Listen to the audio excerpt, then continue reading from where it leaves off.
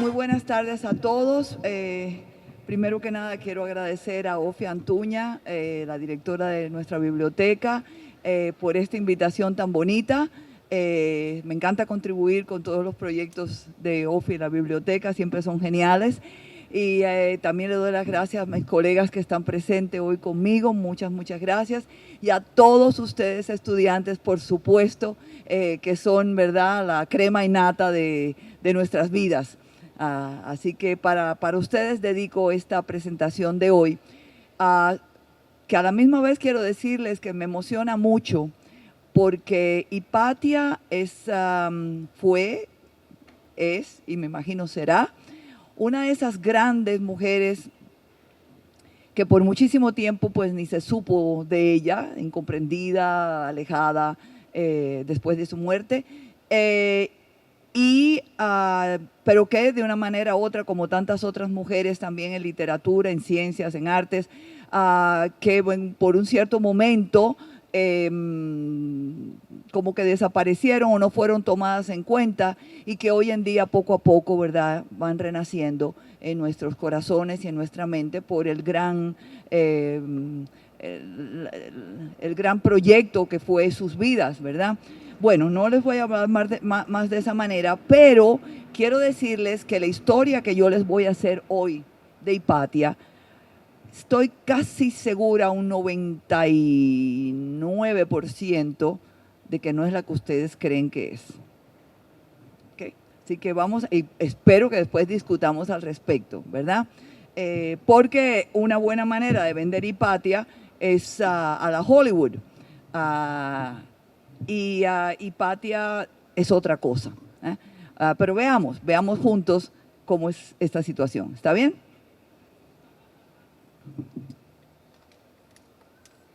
Traje estas gafitas porque pensé que Hipatia le hubiera encantado. No sé por qué, yo pensé en ella. Sí. El título que he dado a mi presentación es Hipatia, la trascendental filósofa de Alejandría. Y entre comillas, entre paréntesis, no me pude aguantar y tuve que poner un memorable escándalo histórico. En el año 415, bruscamente, la estrella de la matemática, astrónoma y filósofa pagana, Hipatia de Alejandría, cuando una turba de cristianos exaltados la mató con extrema crueldad. Ahí se apagó esa estrella. Este trágico hecho marcó el ocaso de la cultura pagana en el mundo antiguo. En el mes de marzo del año 415, en plena Cuaresma, un crimen sacudió la ciudad de Alejandría. Una muchedumbre vociferante atacó a la respetada y sabia Hipatia, la mató y se ensañó con sus restos. Los asesinos formaban parte de, y cito, y ya verán quién, una multitud de creyentes en Dios, fin de cita, que, abro cita, buscaron a la mujer pagana que había entretenido a la gente de la ciudad y al prefecto con sus encantamientos, fin de cita. Así habla de la filósofa como de una bruja la crónica de Juan, obispo de Nikiu, Nikiu, una diócesis del delta del Nilo. Escrita casi 3 siglos después del asesinato de Hipatia, es el texto que ofrece más detalles sobre su muerte y también muestra una clara animadversión hacia la estudiosa, cuyas hechicerías habrían justificado su atroz final. ¿Quién fue en realidad Hipatia y por qué murió? Para responder a esta pregunta, debemos trasladarnos a la Alejandría de comienzos del siglo V. Por entonces, la espléndida metrópoli fundada por Alejandro Magno, famosa por su museo, un extraordinario centro científico, su enorme biblioteca y sus grandes templos, aún mantenía una considerable población y era la capital de Egipto. Como ciudad del Imperio Romano de Oriente, la gobernaba un prefecto enviado por el emperador de Constantinopla, pero de modo no oficial, la gran parte de su gente obedecía los dictados de su obispo y patriarca, quien a su vez velaba por la fe y la ortodoxia de la comunidad cristiana. Desde que el emperador Teodosio I había proclamado el cristianismo como religión única del imperio, el poder eclesiástico se había instalado en las ciudades e iba asfixiando los reductos del paganismo y actuaba con una intolerancia feroz, no solo contra los adeptos a los antiguos cultos, sino contra los disidentes de todo tipo, ya fueran herejes o judíos, muy numerosos en Alejandría. En esta ciudad, tanto el clero como los monjes de los desiertos vecinos y los llamados parabolanos, unos servidores de la iglesia que también actuaban como sus guardias, seguían los dictados del obispo. Y parabolanos viene de la palabra parábola, del vocablo parábola, porque Cristo hablaba en parábolas. Entonces ellos eran los grandes seguidores, los parabolanos, que eran seguidores de la iglesia, repito, que también actuaban como sus guardias. Y en momentos de conflicto no vacilaban en promover violentos disturbios para demostrar su fuerza, destruir los templos de los infieles y acallar sus voces. Fue así como, instigados por el obispo Teófilo, estos fanáticos causaron grandes destrozos en diversos santuarios paganos y en el año 391, todo esto después de Cristo, saquearon e incendiaron el famoso Serapeo o Serapeum y su espléndida biblioteca. El templo de Serapis, un emblema glorioso de la ciudad durante siglos, fue convertido en iglesia cristiana, al igual que el Cesario, un antiguo templo dedicado al culto del emperador. Quienes se negaban a convertirse a la fe dominante sufrían el asedio cristiano. Resultaban vanos sus intentos de apelar en su socorro a la corte imperial de Constantinopla, carcomida por la intriga e impotente para frenar los tumultos de la masa fanática. En este contexto se sitúa el martirio de Hipatia. Y fíjense que digo martirio. Su muerte resonó como una campanada fúnebre en el ocaso de Alejandría, el antiguo centro de la ciencia, la cultura y el arte helenísticos. Tanto los truculentos detalles del crimen como la manifiesta impunidad de los asesinos han hecho de la muerte de Hipatia un escándalo histórico memorable. Los testimonios conservados sobre la figura de Hipatia y su sinistro final proceden de dos historiadores eclesiásticos, Filostorgio y Sócrates el escolástico, nada que ver con el otro Sócrates, que escribieron unos 20 años después del crimen y no ocultan su reprobación ante lo espantoso de aquel acto fanático. También nos enteramos del evento por parte del neoplatónico Damasio de Damasco, que escribió medio siglo más tarde, recogiendo ecos y datos de tan escandaloso suceso, y del obispo Juan de Niquiu en un momento mucho más tardío. Sobre ello relata el historiador Sócrates escolástico, coetáneo de Hipatia, lo siguiente, cito: y vigilándola mientras regresaba a casa en su carro, este carro no es un carro, en su carro, pero él escribió así, y vigilándola mientras regresaba a su casa en su carro, la bajaron de él, la arrastraron y se la llevaron a la iglesia llamado Cesario, donde la desnudaron completamente y la asesinaron acuchillándola con trozos de cerámica, tejas o conchas. Después de despedazarla, se llevaron sus miembros destrozados a un lugar llamado Cinarón y los quemaron. Fin de cita. La filósofa y maestra neoplatónica murió en marzo del año 415, o a veces se dice que 416. En fin, hace 1602 años. Y aún estamos hablando de ella. Pero ¿quién era Hipatia? Hipatia nació en Alejandría, capital de la diócesis romana de Egipto, como hemos dicho. No se conocen datos acerca de la madre de Hipatia.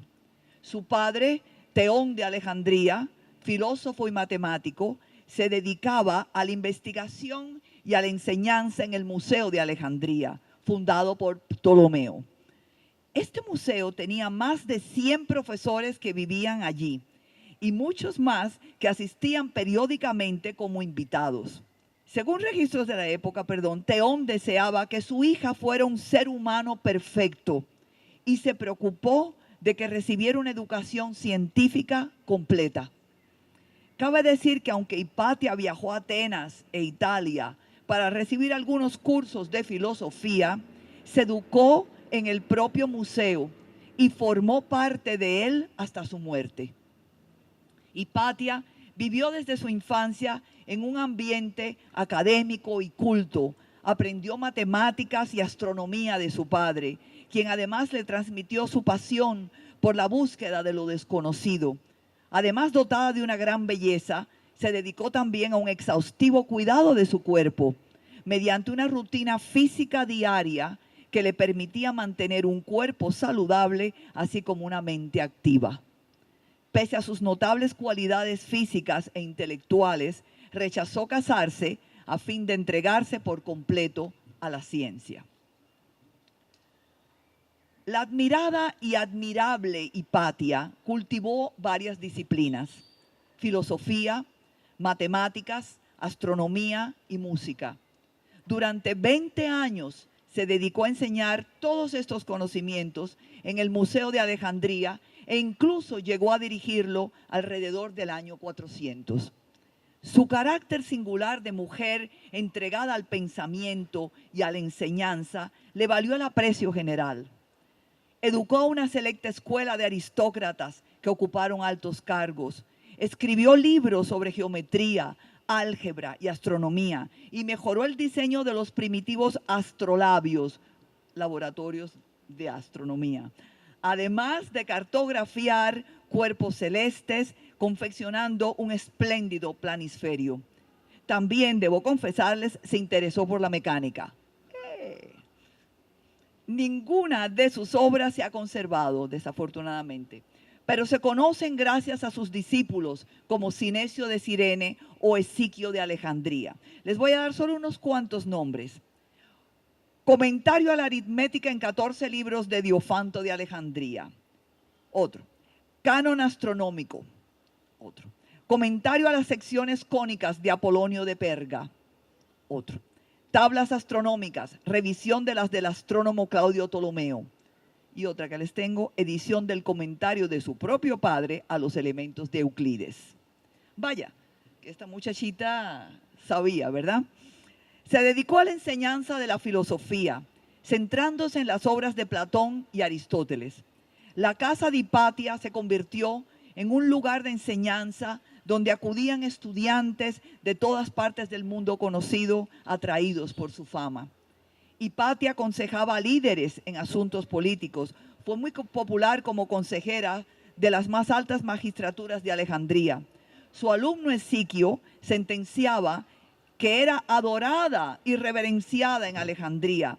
Y cito aquí a Esiquio: vestida con el manto de los filósofos, abriéndose paso en medio de la ciudad, explicaba públicamente los escritos de Platón o de Aristóteles o de cualquier filósofo a todos los que quisieran escuchar.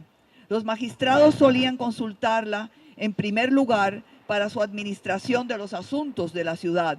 Fin de cita. Esiquio añadía que su profesora había recibido, y cito, muchas distinciones cívicas. Fin de cita. Todos coinciden en destacar que Hipatia sobresalió como estudiosa de las ciencias y la filosofía, materias a las que se dedicó desde muy joven.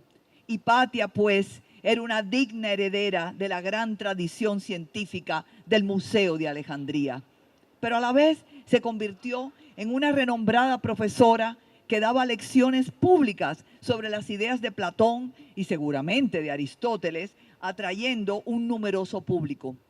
Eso lo sabemos también por las cartas muy afectuosas que escribió uno de sus más fieles discípulos, Cinesio de Cirene.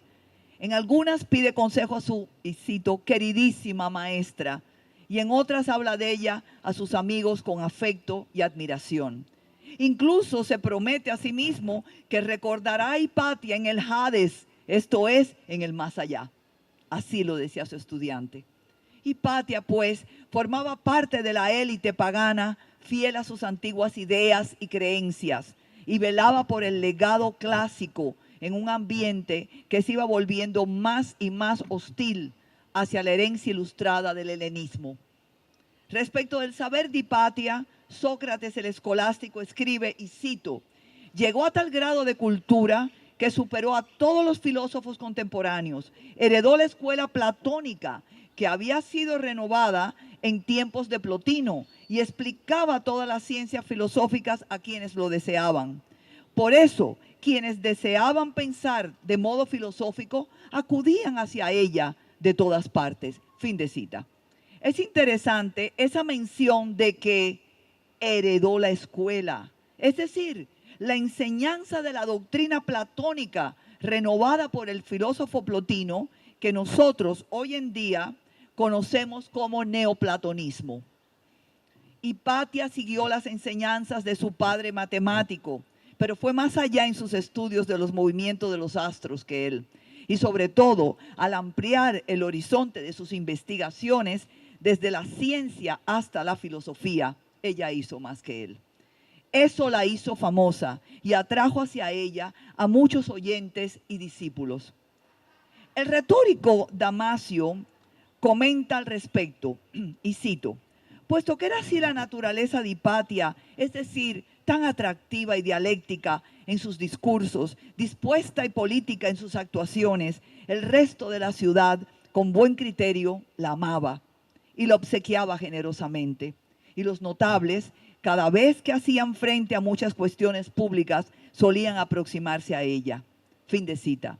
Hipatia, pues, era una figura extraordinaria, mujer, pagana y sabia, influyente y con numerosos discípulos, muy admirada en la ciudad.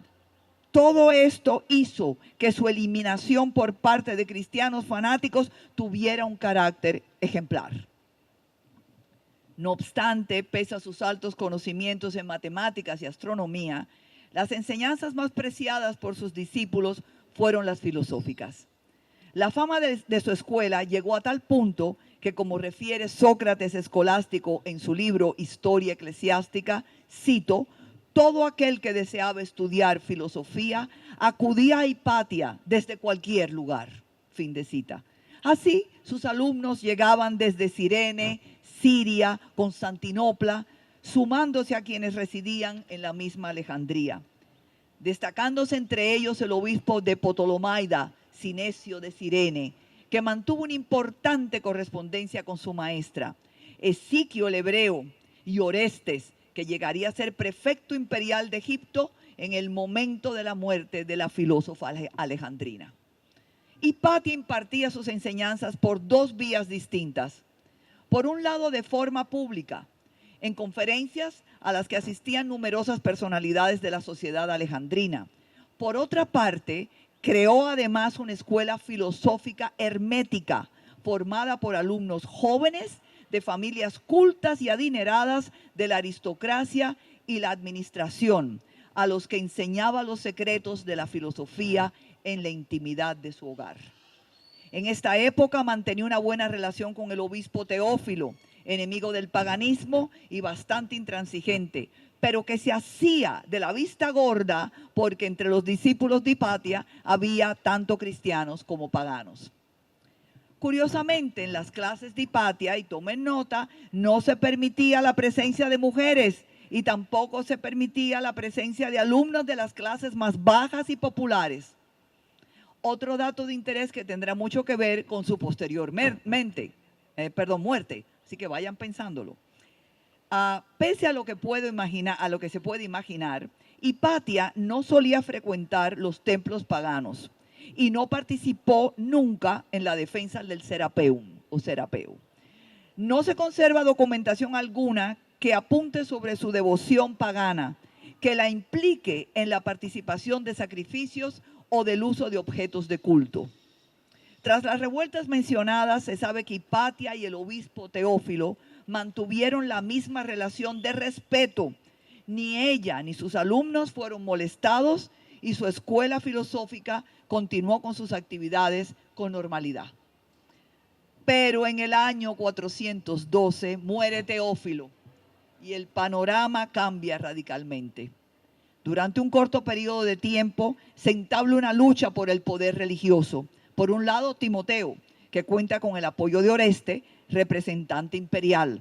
Por el otro lado, Cirilo, sobrino del anterior obispo Teófilo y conocido por su ambición y agresividad contra los paganos, mucho mayor que la de su tío. Finalmente, es Cirilo quien alcanza el poder, lanzando sus tentáculos para controlar al máximo Alejandría, intentando igualarse o superar al poder imperial. Las muestras de su desprecio hacia los paganos no tardan en aflorar, y todo grupo ajeno a la ortodoxia cristiana es perseguido, nada más. Expulsó a todos los novacianos de la ciudad y luego la emprendió contra los judíos, de los que también consiguió expulsar a un buen número. Orestes, que era cristiano, pero contrario a estas causas, advirtió al emperador de lo sucedido. Y en este punto se desencadenó una lucha sin cuartel entre el prefecto Oreste y el obispo de la ciudad, Cirilo. Orestes se había convertido en asiduo a las conferencias de Hipatia, y ésta no tardó en mostrar su apoyo a Orestes como prefecto imperial. Viendo con desagrado el interés del obispo por aumentar su poder en la esfera política y pública de Alejandría. Cirilo, que no podía atacar de forma pública a Hipatia, que mantenía relaciones muy dignas con las principales personalidades de la ciudad y a la que todos tenían en gran estima y admiraban su prudencia y admiración, urdió un plan para acabar con ella. Conocedor de la escasa influencia que Hipatia tenía entre las clases más populares, a la que nunca había dedicado su atención, el obispo hizo circular el rumor de que la filósofa practicaba la magia negra y de que sus conocimientos matemáticos y astronómicos se debían justamente a la práctica de dichas artes oscuras. Hipatia no tardó en ser considerada entre estas clases pobres como una auténtica bruja. Así fue que un día de marzo del año 415, un grupo de cristianos ultraortodoxos, dirigidos por un tal Pedro, asaltaron a Hipatia y la arrastraron hasta la iglesia del Cesarión. Y el resto es historia. Pero cabe repetirlo, sí, tras desnudarla, la descuartizaron, desgarrando sus carnes con conchas y tejas, y ella estaba viva mientras se lo hacían. Y después de muerta, quemaron sus restos en una pira, en una hoguera, para borrar su recuerdo. Este fue el triste final de la primera filósofa reconocida en la historia. El obispo Cirilo consiguió sus objetivos, e incluso poco después del asesinato de Hipatia, el prefecto Orestes, su gran amigo de ella, dejó su cargo. No se conocen los motivos, pero posiblemente fuese por miedo a correr la misma suerte, y ya les diré por qué en unos momentos. Vayamos al móvil. Como he dicho anteriormente, el siniestro suceso ocurrió en el año 415 y fue oscuramente instigado por el obispo Cirilo, sucesor y sobrino de aquel patriarca Teófilo que había impulsado a las masas devotas a destruir el Serapeo. Como su tío, Cirilo era un patriarca con mucho poder, intrigante y taimado. Sin embargo, tras su muerte, no tardaría en ser santificado por sus servicios y méritos. La vida es un tango, ¿verdad? No sabemos bien qué desencadenó la furia de Cirilo contra Hipatia, quien ni siquiera era un intelectual combativa y hostil al cristianismo. De hecho, tenía discípulos cristianos como aquel Cinesio, que le escribió tantas cartas y que llegó a ser obispo de Tolomaida. Damasio ofrece una acusación clara contra el patriarca Cirilo y explica las causas de su hostilidad hacia la filósofa. Es interesante. Cito: ocurrió un día que Cirilo, obispo del grupo opuesto, pasaba por delante de casa de Hipatia y vio una gran multitud de gente y de caballos a su puerta. Había quienes llegaban, quienes se marchaban y quienes esperaban. Cuando Cirilo preguntó por el significado de aquella reunión y los motivos del revuelo, sus criados le explicaron que era la casa de la filósofa Hipatia y que ella estaba saludándoles. Cuando Cirilo oyó esto, le entró tal ataque de envidia que inmediatamente empezó a conspirar su asesinato de la manera más detestable. Fin de cita. O sea, la envidia hacia una mujer tan influyente, pues habría sido el desencadenante de los hechos. Pero queda otro motivo que pudo influir en la inquina del obispo: las buenas relaciones que Hipatia tenía con Orestes, el prefecto de la ciudad, que años antes había sido objeto él mismo de otro ataque callejero de los mismos fanáticos, uno de los cuales lo había herido en la cabeza con una piedra. Sabía Orestes de qué se tramaba.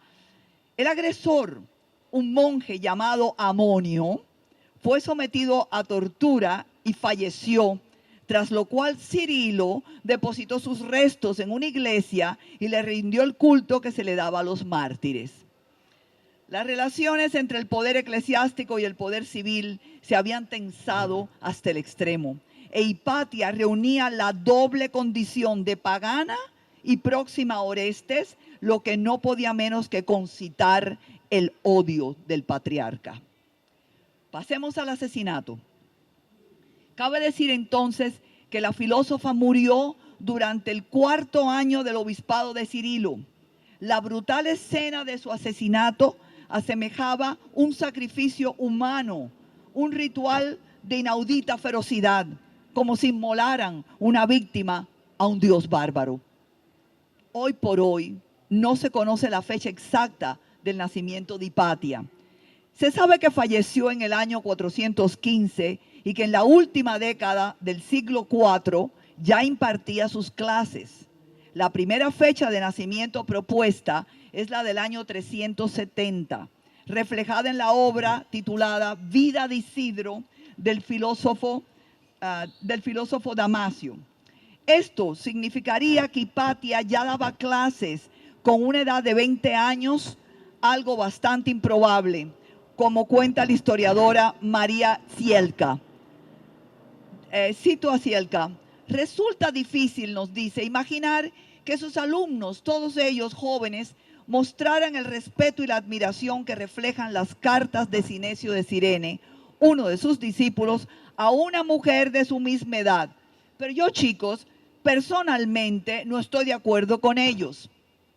Hay muchos profesores que comienzan a los 20 años y que saben cómo mantener el respeto mutuo, ¿verdad?, en sus clases.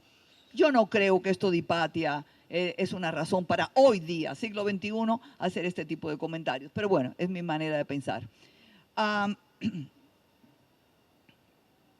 La profesora y crítica María Chielina Cielska, que ya les acabo de mencionar, junto a un grupo selecto de historiadores, sitúan la fecha de nacimiento de Hipatia en el año 355, no 370, 20 años después.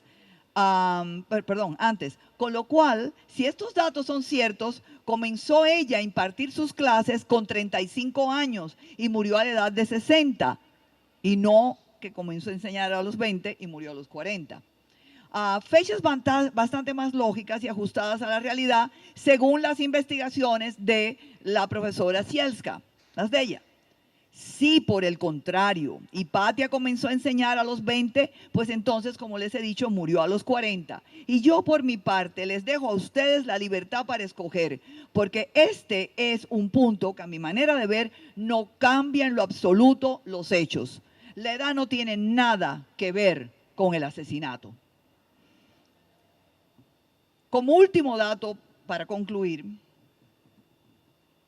algo que quería mencionarles, voy a hacer un pequeñito paréntesis, bien cortito, pero quería mencionarles algo, porque hemos dicho ya que ella muere durante el obispado de Cirilo, y sabemos muy bien que este acto fue como ofrecerla a un dios bárbaro, ¿verdad? Pero si Hipatia no murió tan joven como creían, hay que pensar en los pintores románticos. Quizás ya algunos de ustedes han pensado en eso. Los pintores románticos, siglo XVIII, siglo XIX, por supuesto, imaginándola como una bellísima muchacha desnuda y sacrificada en un altar por los furiosos monjes. Si ella murió a los 60, posiblemente era bellísima, porque para tener 60 años no hay que ser feo, ¿verdad? Primero que nada, desnuda, si ella cultivaba su cuerpo como lo cultivaba, posiblemente era una maravilla. Y sacrificada en un altar por los furiosos monjes. Bueno, esta parte no la podemos cambiar, seguían furiosos, ¿no? Sí. Entonces, tenemos que pensar que hubo algunos cambios en el siglo XVIII y XIX hacia cómo ellos miran a Hipatia, siempre desde el punto de vista de una profesora, de una filósofa, de una científica joven. Pero otra vez, yo recalco, ¿verdad?, esto no tiene nada que ver con nada. Para mí la edad de Hipatia no tiene que ver con nada, y me molesta mucho cuando empezamos a hacer discusiones entre colegas y sacan el problema de Hipatia y que tuviera 60 años. Me parece absurdo. Pero yo lo que creo es que debemos conservar en la mente, ¿verdad?, que su asesinato se produjo, quiten el punto de la edad, en el marco de la hostilidad cristiana hacia el declinante paganismo, cuando la profesora y la filósofa apenas contaba o 45 o 60 años. Eso es todo, eso es lo que tenemos que pensar. Bueno, vuelvo ya a mi final. Como último dato, para concluir, cabe mencionar que históricamente consta que la famosa biblioteca, y esto es muy importante también, porque las películas dicen cosas que no son, en muchos aspectos. Históricamente consta que la famosa biblioteca de Alejandría desapareció en un momento incierto en el siglo III o comienzos del IV, antes de que naciera Hipatia. Por lo tanto, la biblioteca expoliada en el año 391, cuando ella está ahí enseñando, fue no la gran biblioteca de Alejandría, sino la biblioteca hija del Serapeu, la biblioteca hija del Serapeu Serapeum, y no la archiconocida y renombrada biblioteca de Alejandría, que muchos al hablar de esto como que las confunden. O les conviene, no sé.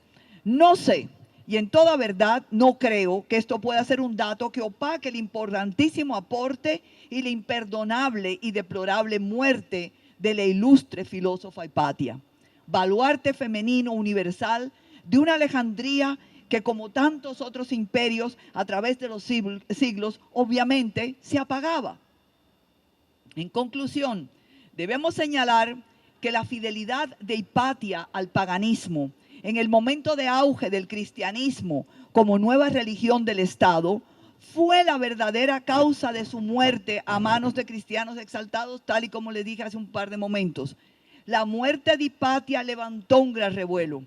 El asesinato de esta brillante mujer fue, sin lugar a dudas, un crimen oprobioso para los cristianos. Los mitos románticos creados en torno a Hipatia por los autores del siglo XIX y principios del XX distan mucho de la realidad, tal y como les expliqué con las cuestiones de los pintores. Como hemos visto, al parecer, repito, ni murió joven, ni lo hizo directamente por ser pagana, sino su papel clave en una lucha de poder político y religioso que afligía toda su ciudad natal, Alejandría.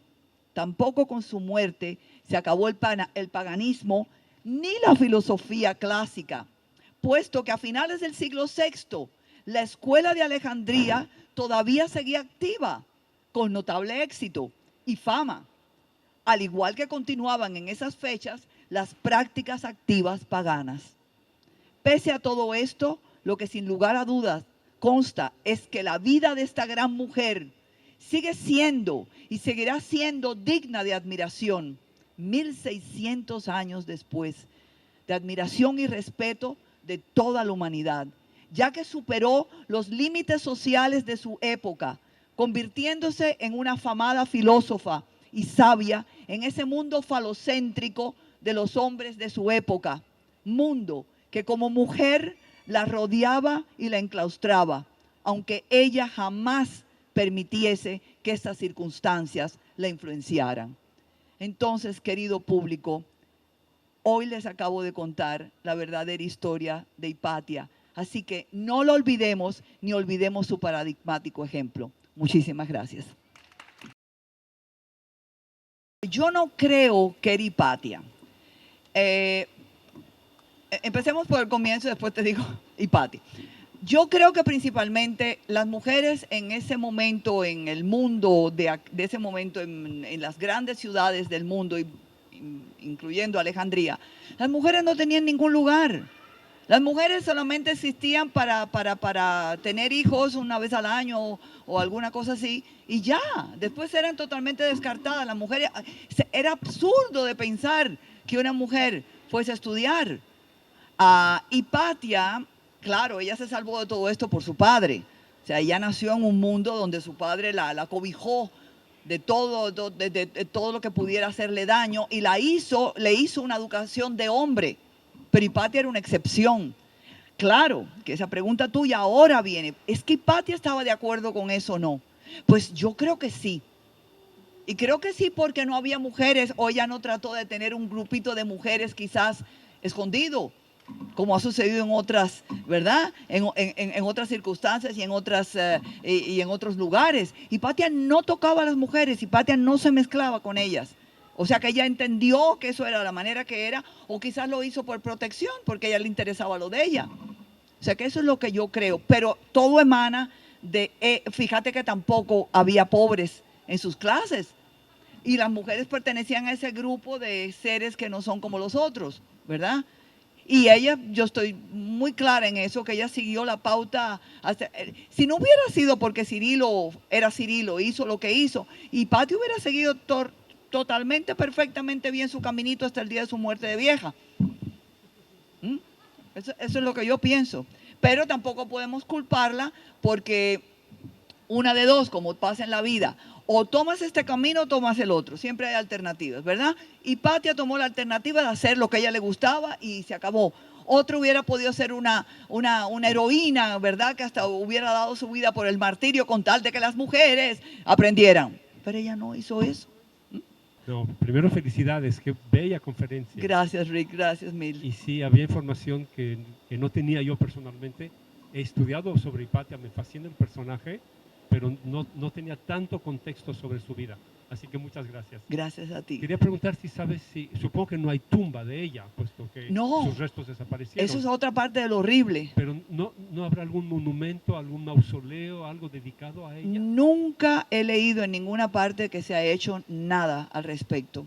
No sé por qué razón, y te digo que sinceramente sería extraordinario que hoy en día, que ella ha vuelto otra vez a revivir entre todos, toda la gente del mundo. Y esa es una de las cosas que debemos agradecer a la película, porque que estemos de acuerdo o no con lo que la película dice, o la historia, que no es la misma, o un par de cositas que la verdad estuvo tan cheesy en la película, que ahora les digo cuál, no importa, la película es como Elvis Presley, es como Julio Iglesias. Julio Iglesias canta horriblemente, pero es un baluarte y es un embajador de la lengua, del hispanismo. Entonces que cante como quiera, con tal de que la gente se entere de nosotros, ¿entienden?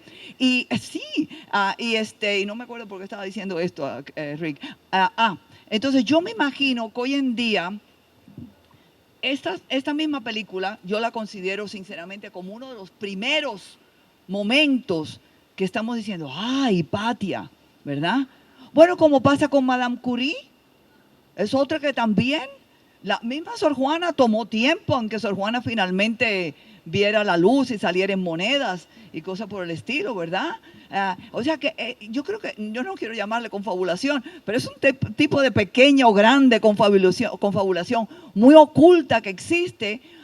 Se dice que la hermana de Mozart, y aquí que me corrija Ricardo Cojuc al respecto, que ella también escribía ciertas músicas preciosas y todas, ella jamás pudo tocar su música.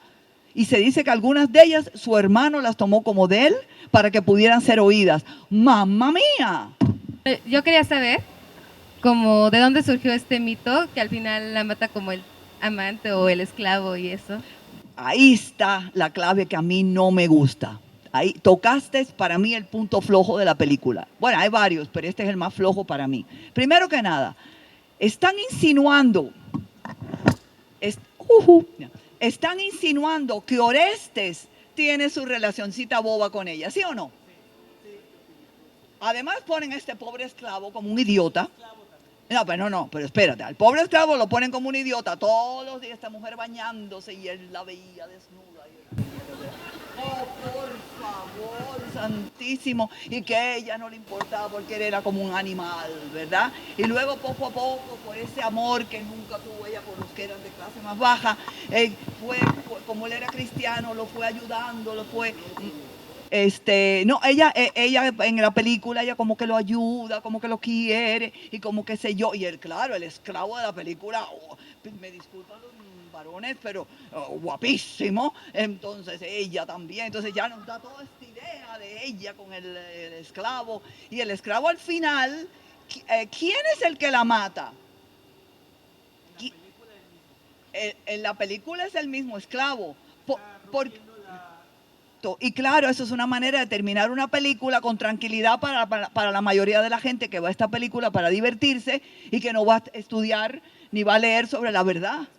Exacto, porque y a ella la despedazaron viva.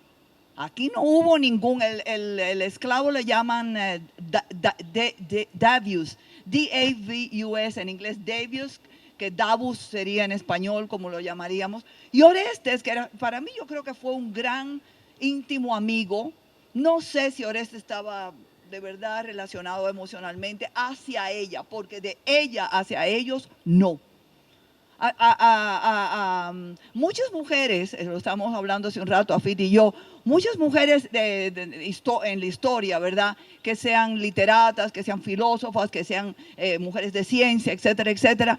Ellas en momentos históricos tuvieron que tomar la determinación de no inmiscuirse con hombres, porque en ese preciso momento que uno se inmiscuía con un hombre, se acabó. La pachanga terminó. ¿Por qué? Porque tendrían que ser madres, limpiar la casa, hacer esto, hacer lo otro. ¿Qué le pasó a Sor Juanita? Sor Juana Inés de la Cruz es la primera que tenemos que pensar. Le quitaron otro obispo, le quitó todos sus aparatos científicos, le quitó sus libros, hasta los de cocina. Y Sor Juana no quería casarse por las razones enormes que tenía en su mente o porque no le dio la gana. Pero era un momento donde no. Y una mujer bien tenía que escoger entre o casarse o monja. Como Hipatia era pagana, ahí no había monja que valiera, pero ella tenía la protección del museo. Ella tenía la protección de su padre y de ciertas gentes como Orestes y sus estudiantes. Pero se le fue el tiro por la culata, como decimos a veces, ¿verdad? Cuando ella quizás no contó del increíble furor de la horda de cristianos extremos que por seguir a Cirilo, que hablaba, eso sí está bien en la película. El Cirilo está como yo lo hubiera imaginado. Un Cirilo obcecado, absurdo, estúpido, ¿verdad? Y así, por eso es que yo digo que la película a veces es buena en ciertas cosas porque vemos un Cirilo tal. Y otras cosas, pero toda la parte que lleva a la muerte de Hipatia es una lástima. Pero yo creo que como es una película que quiere vender, no pudieron matar a Hipatia igual. Hollywoodizada, exactamente. Porque si hubiera sido Bonnie and Clyde, bueno, pero a Hipatia, ella la fueron así quitándole sus pedacitos de carne uno tras uno. ¿Ustedes se han cortado con cerámica? Jamás. Atrévanse y córtense. ¡Ay! Y además se sangra, que eso es imponente. Así que ellos se la comieron viva, así. Entonces todos esos pedazos, ¿verdad? Como se le hacía a las brujas. A ella la mataron como si fuera una bruja. Eso es lo que se le hacía a las brujas en esos siglos, ¿no? Y entonces después, o a los que ellos creían que eran brujas, como sucedió en la España de la Inquisición, etcétera, etcétera. Fue brillante lo que dices, maestra. Eso pareció más un sacrificio pagano. Exacto.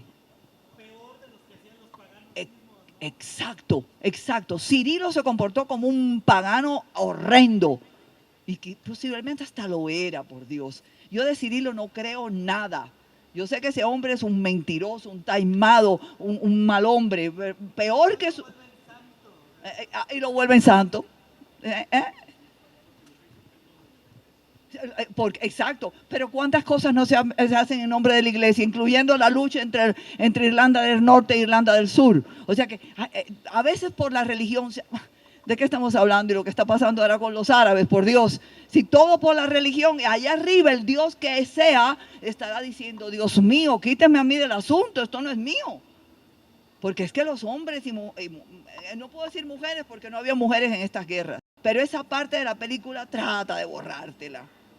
Sí, trata de borrarte, porque el pobre Davos no hizo eso, ni ella jamás lo quiso, ni tampoco quiso Orestes. Y Orestes, mire, yo hasta hubiera pensado que si ponen Orestes que viene, pero él no, sí, Orestes era cristiano, viniera y la tapara, hubiera sido hasta más, no sé, no me gustaría, pero sería más llamativo que la bobería con el, porque eso es lo que es, una bobería con el esclavo.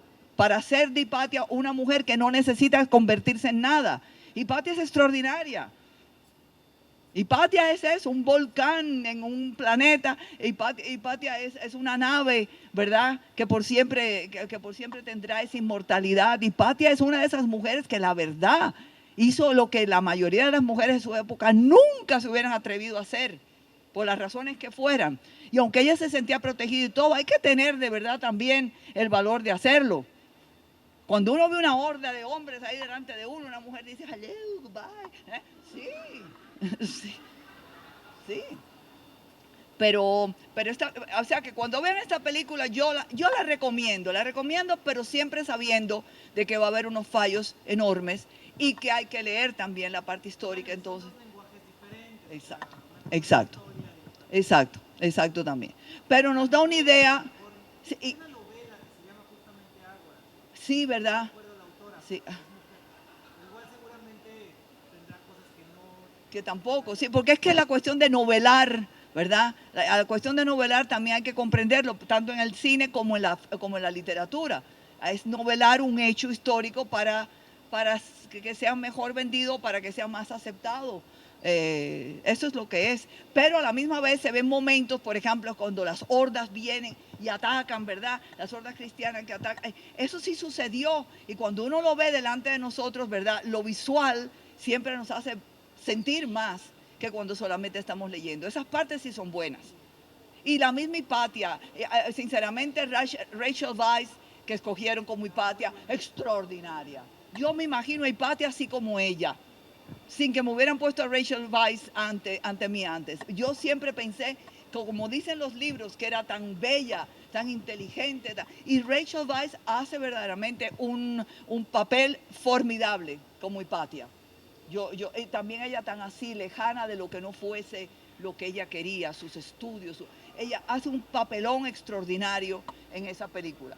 Pero hay que, como les digo, tomar todo con un grano de sal y tener, por eso yo les quise traer hoy la historia, porque como sabíamos que íbamos a estar estudiando en ciertas clases como la de AFIT a Hipatia y como la vieron la película, yo dije, hay que también traer la historia para que los chicos se vayan, que este grupo se vaya, ¿verdad? Sabiendo quién era Hipatia y qué verdaderamente pasó.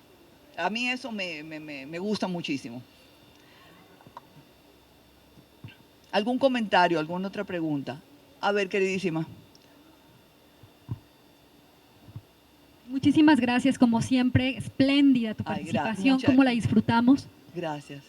Estos modelos de mujeres que no tienen tan buen fin, dirían por ahí Rosario Castellanos, ¿no? Podrían tener un mensaje adverso, por desgracia, en ciertos contextos para algunas mujeres. Sí. O sea, ese ejemplo aleccionador de mala manera podría seguir teniendo algún eco que no quisiéramos tener todavía 1000 años después, 1400, 1600 años, casi 2000 años después, podría haber aquí un eco adverso. Sí. Lo que tendríamos que leer es que una mujer de esas características tiene un satélite, de acuerdo con su nombre, que ha pasado, ¿no?, a la eternidad de la posteridad. Sin embargo, ¿cómo tendríamos que, la pregunta es, vacunar el relato de esta mujer para que no fuera poroso y no le diera miedo a otras mujeres atreverse a romper los cánones de una época? Tremenda pregunta, queridísima Alma Carla, por supuesto. Y ahí tienes, yo creo que una pregunta que no es nada difícil de contestar, pero que es terriblemente difícil de hacer. Te la contesto. La solución está en que hay que entrenar no solamente a los hombres, sino a las mujeres de las generaciones presentes hoy en día, de que no hay que tener miedo a la educación, de que no hay que tener miedo a ser mujer, de que no es feo ser mujer, de que no es rebajarse el ser madre. El ser madre, fíjese si lo han utilizado desde el siglo XIX más o menos, desde el Concilio de Trento y toda esa cuestión, lo han utilizado para hacernos ver que somos menos. Y yo siempre le digo a mis estudiantes, lo que pasa es que estos hombres son unos envidiosos porque nosotros podemos procrear y ellos no. ¿Ustedes han visto un hombre procreando? Bueno, yo vi una película una vez con, ¿cómo se llama? Marcello Mastroianni, extraordinario, que se puso en cinta, pero nunca creía. Bueno, en fin. Pero ven, es que hay esa cuestión. Nosotros podemos procrear, nosotros, váyase, todavía me imagino que tendríamos que utilizar los espermas guardados en refrigeradores, pero una vez que estén en refrigeradores, ya los hombres pueden irse a otro lado. ¿Entienden?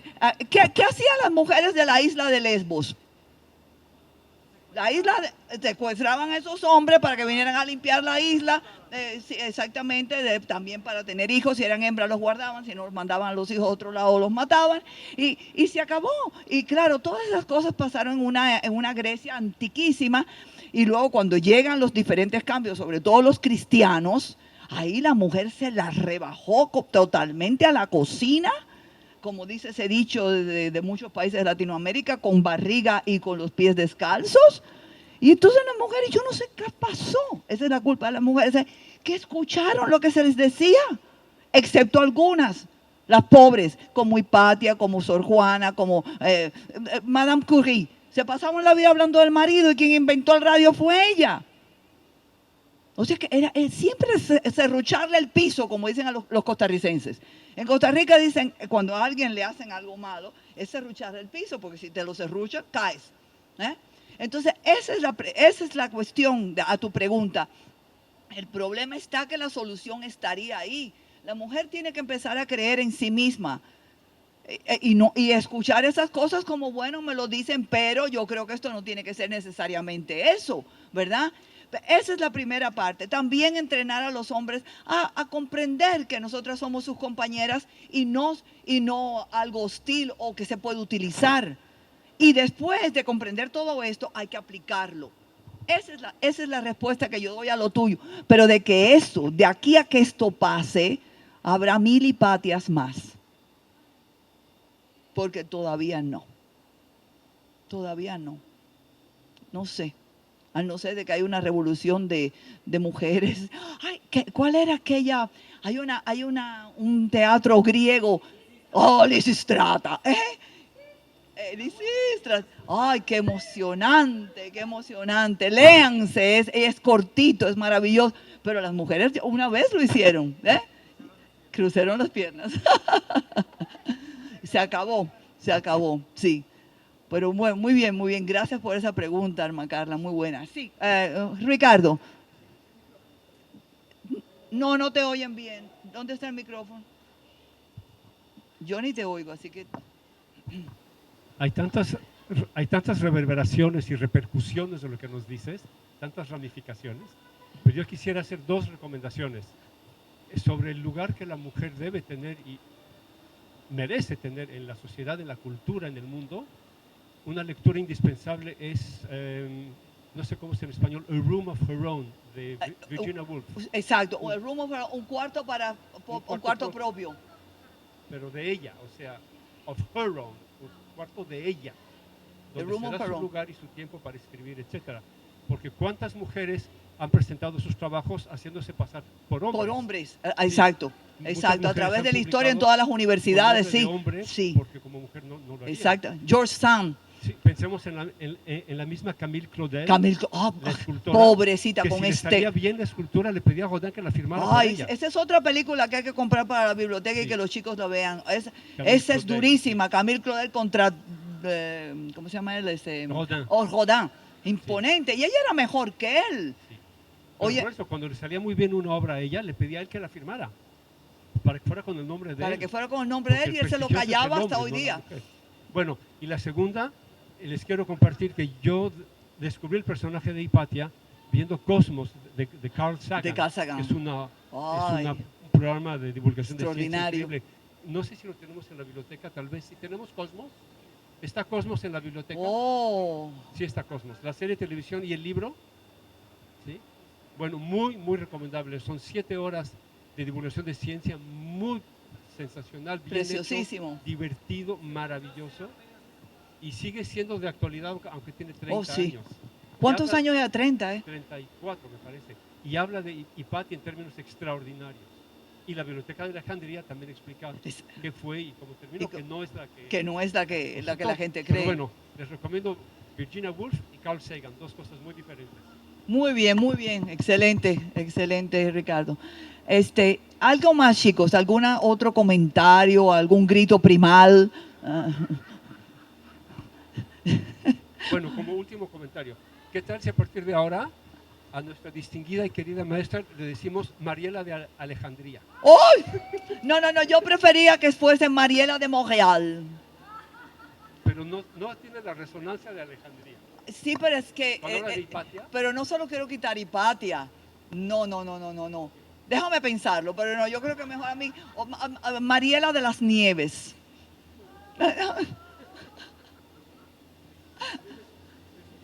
De Xochitepec. Mariela de las Nieves xochitepequenses. Ay, en fin. Bueno, piénsenlo todo y mándenmelo a decir por Facebook. ¿Ok? Bueno, pues muchísimas gracias a todos. Gracias por haber venido. Espero que les haya gustado nuestra conversación en grupo, que hayan aprendido otra parte de la vida de Hipatia para que puedan llegar a los lugares y decirles, el que le diga de la película, ay, sí, y usted, no, eso no es así. Así que yo creo que eso es importante y sobre todo porque ya somos todavía más los que conocemos a Hipatia, ¿verdad? Y la vamos a querer y recordar y pasarlo a futuras generaciones, que eso es lo importante. Como se hace con otros, con hombres y mujeres que han sido grandes, Hipatia tiene eso, hace 1602 años y todavía estamos hablando de ella. Eso es extraordinario. Así que muchas gracias y nos vemos en otra oportunidad. Feliz fin de semestre. Gracias.